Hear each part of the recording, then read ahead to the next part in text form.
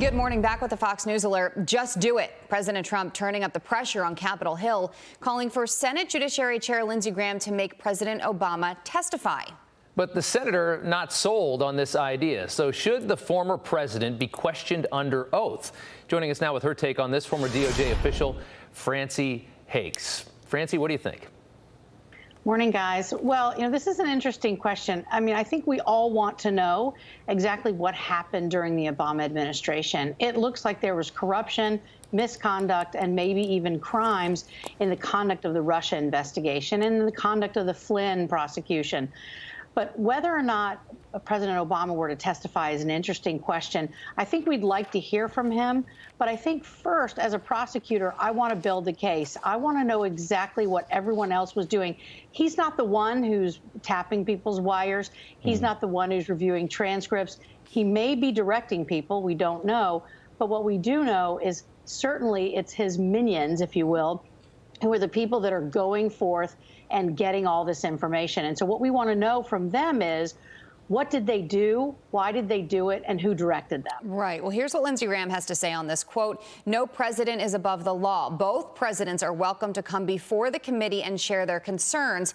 It would make for great television. However, I have great doubts about whether it would be wise for the country." Does he have a point? Well, he may have a political point. I think legally speaking, President Obama can be subpoenaed. He's no longer subject to any of the same constitutional issues that might arise trying to subpoena a sitting president, although I think there may very well be a constitutional issue there, regardless of whether the president is sitting or not. But in this case, I think President Obama won't be subpoenaed. I don't think Lindsey Graham will do it, and I don't think President Obama would agree to come. I think they would fight a subpoena. I think what's more likely is the committee would send President Obama questions based upon all the other testimony that they get, and then based upon his answers, make a decision as to what to do. That's what I would do if it was me. Is this too political? I mean, this seems like it's gotten very political.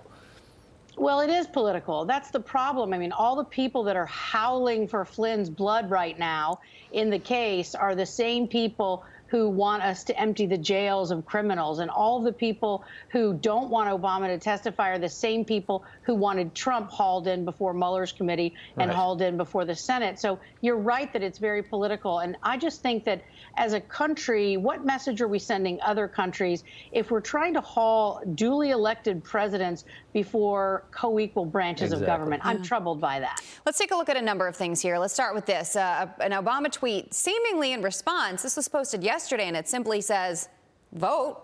That's interesting. Let's take a look at some Obama officials named in the Flynn unmasking. That includes the former Vice President Joe Biden, James Comey, former CIA Director John Brennan, former DNI James Clapper, and former UN Ambassador Samantha Power. You can see there Dennis McDonough also on that list. Let's take a listen to what a couple of them have to say.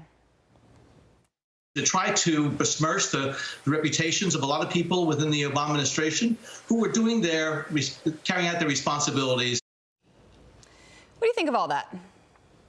Well, it is very troubling to me and potentially criminal that you had people inside the Obama administration, especially the political appointees like Dennis McDonough, who are unmasking Flynn's identity. The most critical point to me is when it happened, and the fact that it happened starting on Election Day and moving forward and long before he had a phone call with Russian Ambassador Kislyak.